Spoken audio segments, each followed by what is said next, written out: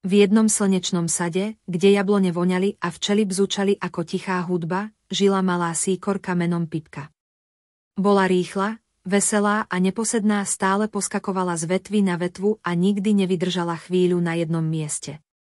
Každé ráno ju starý vrabec Brko upozorňoval.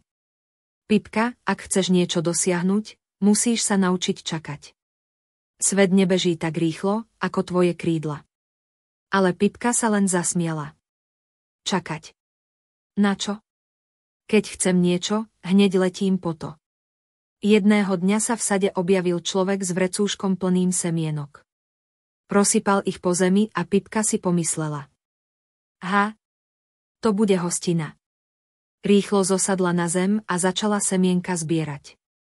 Ale bola taká netrpezlivá, že väčšinu nechala spadnúť.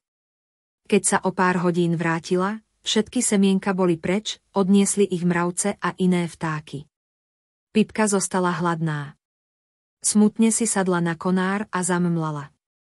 Možno mal Brko pravdu. Na druhý deň sa obloha zatiahla a prišiel dážď. Pipka sa chcela skryť, ale vietor jej sfúkol malé hniezdo. Och nie, pískla. Zas som všetko robila narýchlo.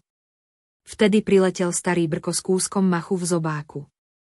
Nebuď smutná, povedal. Pomôžem ti postaviť nové hniezdo, ale tentoraz pomaly a poriadne. A tak Pipka prvýkrát v živote robila niečo trpezlivo.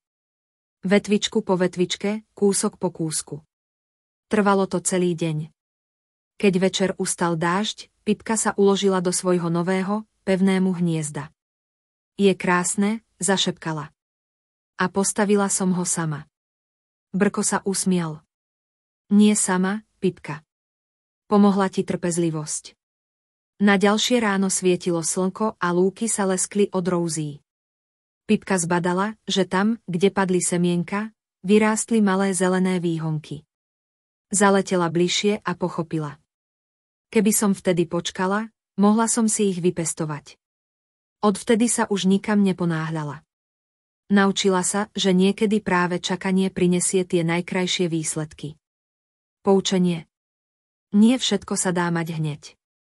Trpezlivosť je ako slnko po daždi, ak chvíľu počkáme, rozžiari celý deň. A kto sa naučí čakať, ten nakoniec získa viac, než čakal.